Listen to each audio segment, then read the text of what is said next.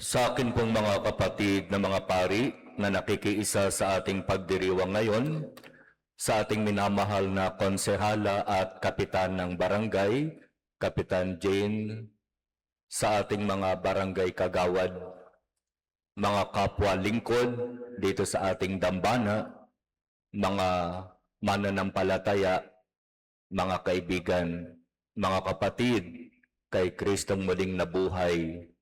Magandang gabi po sa ating lahat.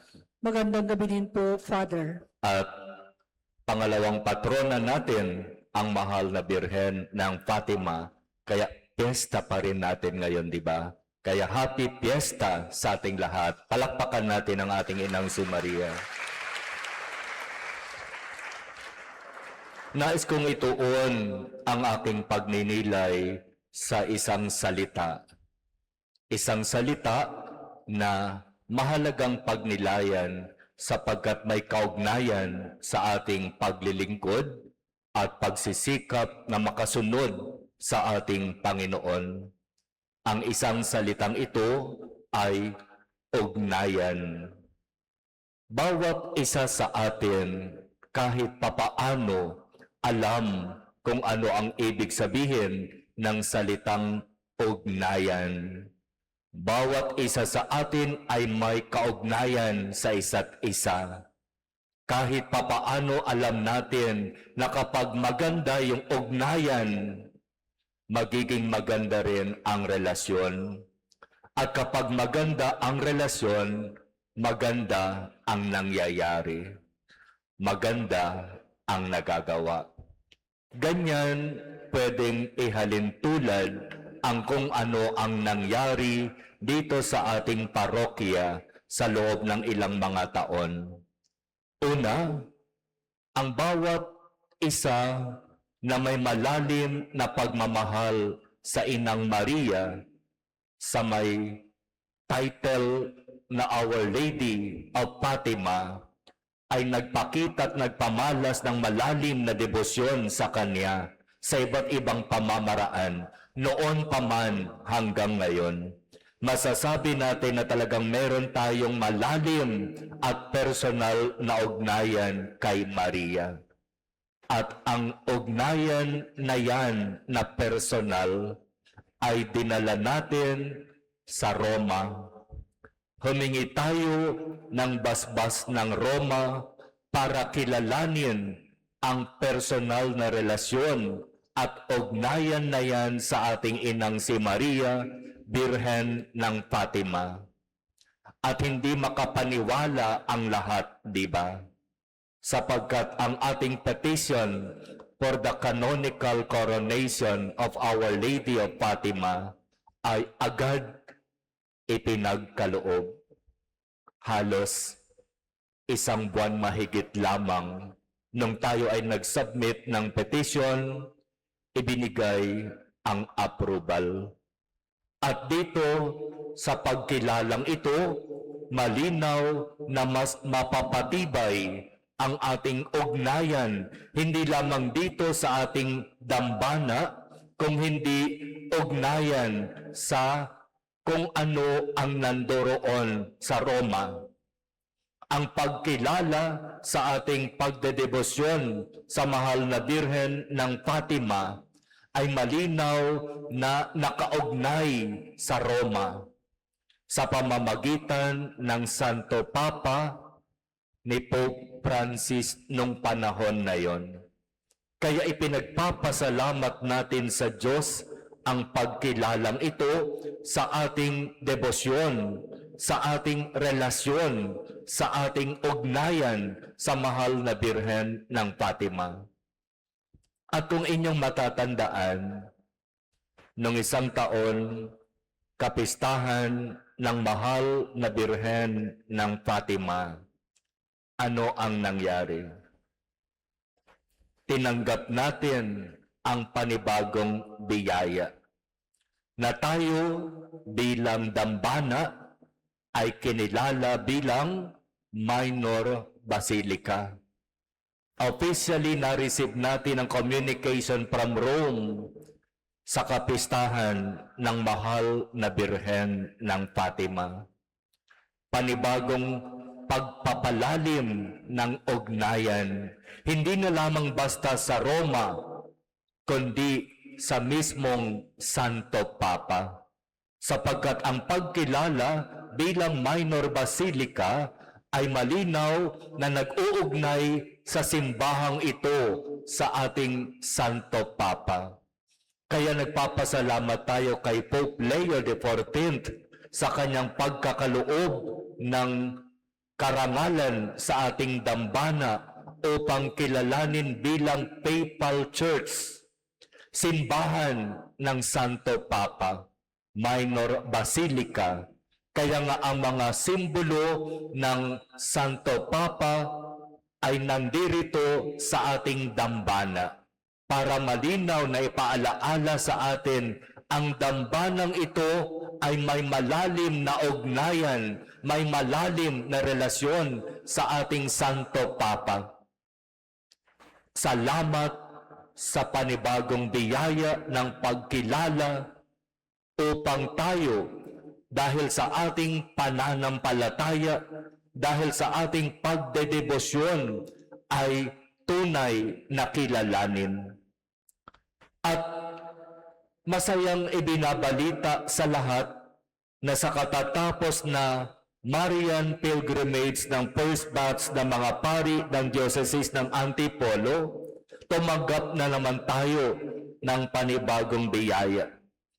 At saksi ang dalawa sa ating mga pari na kasama natin ngayon, si Father Celso, ang parish priest sa San Guillermo Morong, at si Father Paulo, ang parish priest sa Our Lady of Lourdes, Kupang, Antipolo.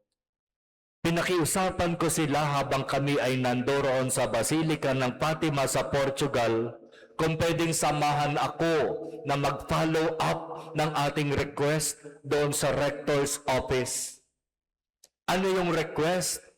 Na kung maaari yung ating ugnayan sa pamamagitan ng ating basilika dito sa ating simbahan ay talagang malinaw na kilalanin doon sa basilika sa Portugal. At salamat sa Diyos, ipinagkaloob sa atin ang simbolo ng ugnayan na yon. Ipinagkaloob sa atin ang replika ng korona ng mahal na Birhen ng Fatima sa Portugal at ang rosary na kanyang ginagamit. At formal na i-offer itong napakagandang simbolo na ito ng ugnayan sa dalawang basilika sa gaganapin nating anibersaryo ng twinning sa Basilika ng Saints John and Paul sa Roma sa June 29. Kaya meron na naman tayong aabangang mahalagang date, June 29. Formal na i-offer sa ating misa ang mga simbolo ng ugnayan na ito sa pagitan ng minor basilica ng St. Paul of the Cross at ng Basilica ng Our Lady of Fatima sa Portugal. At pangungunahan tayo sa ating banal na misa ng ating mahal na obispo, Bishop Ruperto Santos. Kaya hindi na lamang basta sa Roma, hindi na lamang basta sa Santo Papa, may pagkilala ng malalim na relasyon, ugnayan at debosyon ang ating minor basilica. Maging sa Fatima, Portugal, ay mayroon na rin tayong malinaw na pakikipag-ugnayan.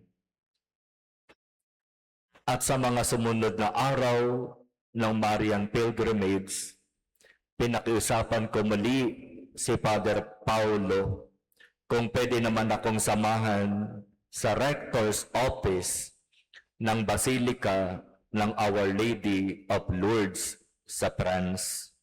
Bagamat meron na tayong unang pakikipag-ugnayan sa kanila, pero pina-follow up natin yung formal na pagkilala kung saan magkakaroon tayo ng official certificate ng ating pakikipag-ugnayan sa kanila.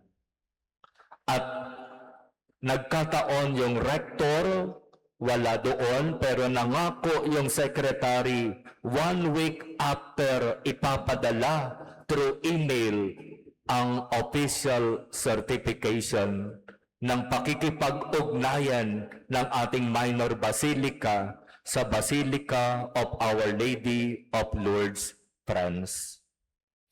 At salamat sa Diyos, natanggap natin itong certificate na ito. Hindi na lamang basta sa Portugal, mayroong ugnayan ang ating simbahan. Mayroon na rin tayong malinaw na ugnayan sa Basilica ng Our Lady of Lourdes, France. At sa huling araw ng aming Marian Pilgrimage, muli pinakiusapan ko silang dalawa, samahan ako sa Basilica ni Saints John and Paul sa Roma para kunin yung request natin na first class relic ni Saint Paul of the Cross. At salamat sa biyaya ng Diyos, si Father Paulo, magaling sa Italian. Siya ang aming spokesperson. Si Father Celso, magaling sa mga kung saan-saan kami dapat pumunta, saan sasakay. Kaya walang naging problema si Father Vic. Hindi marunong ng Italian, hindi marunong sumakay sa mga kung saan-saan sa Roma. Salamat sa biyaya ng Diyos, ipinadala sila sa atin. At nabigyan tayo ng first class relic ni St. Paul of the Cross. Yun yung ilalagay natin dito sa ating mini retablo na tatawagin nating Transitus of St. Paul of the Cross, kung saan ilalagay diyan ang nakahiga na St. Paul of the Cross at sa ibabaw naman yung kanyang transitus. Ugnayan. Kailangan nating may malinaw na ugnayan sa isa't isa, sa Roma, sa Santo Papa, sa kung saan orihinal na napakita ang mahal na Birhen doon sa Fatima, Portugal, at kung saan din siya napakita doon sa Lourdes, France. At dahil tayo ay nasa Minor Basilica of St. Paul of the Cross, sinisikap natin na dito sa ating dambana ang kanyang relic ay matatagpuan upang tunay na maranasan ang kanilang buhay na presensya at halimbawa at ang buhay na presensya ng Diyos. Amen. Ugnayan. Iyan nawa ang mas palakasin natin sa isa't isa. Ugnayan sa Diyos.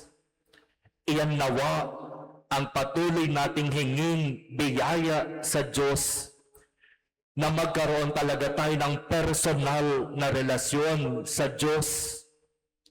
Ugnayan sa ating inang si Maria na ang ating pagdedebosyon ay hindi lamang matigil at sumentro sa Kanya, kung hindi yung pagdedebosyon natin kay Maria ang maglapit sa atin sa Diyos. Sa totoo, kapag magkakaroon tayo ng malalim na relasyon at debosyon sa ating inang si Maria, hindi niya tayo pababayaan. Ngayong araw, katatapos lamang ihatid sa huling hantungan ang isang active member natin dito sa simbahan, active member ng MUC,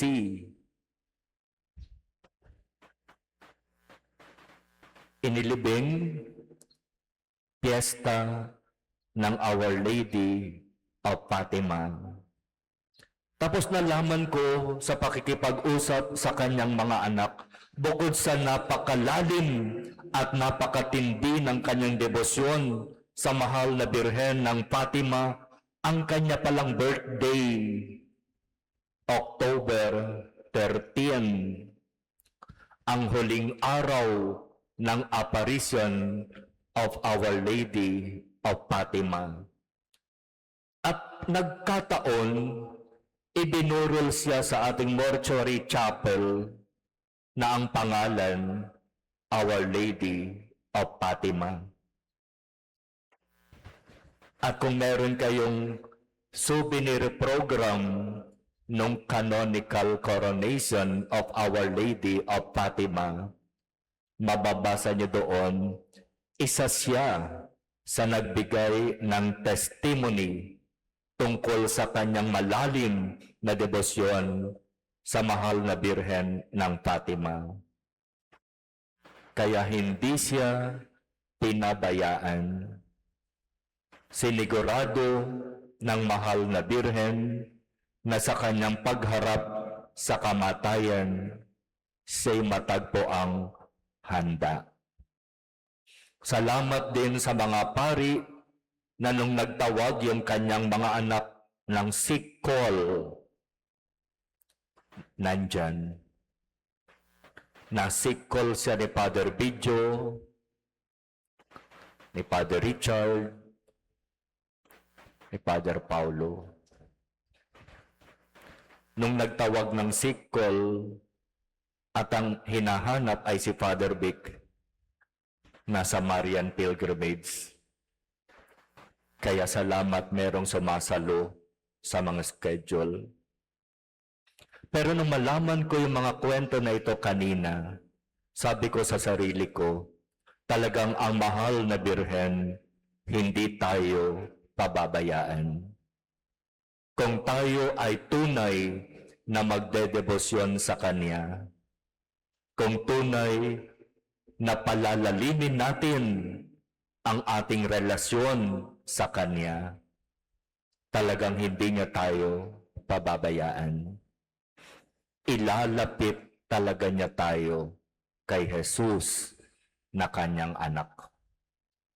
Kaya mahal na Birhen ng Fatima ng Marikina, maraming salamat po sa iyong buhay na presensya dito sa aming dambana.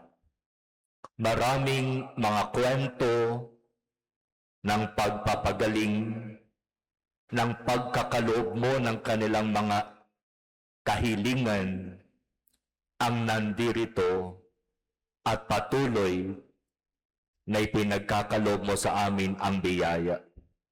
Maraming salamat po. Nawa ang biyayang ito ay patuloy na maranasan ng mga kapatid na lumalapit sa iyo at humihingi ng iyong tulong at panalangin. At yung iyong mamarapatin, mahal na Birhen ng Fatima, ipinagmamakaawa po namin sa iyo ang biyaya na sa kasalukuyang sitwasyon namin ngayon sa Senado, sa Kongreso, sa pamahalaan, mamagitan ka nawa sa aming mga lingkod bayan. Ipanalangin mo nawa kaming lahat na magkaroon ng pagbabago ng puso, na ang mga desisyon na gagawin namin ay hindi pang sarili, kung hindi para sa lahat.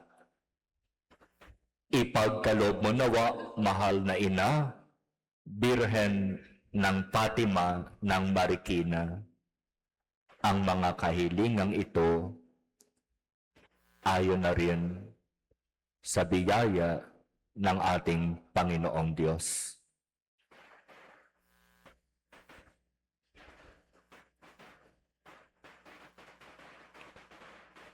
Amen.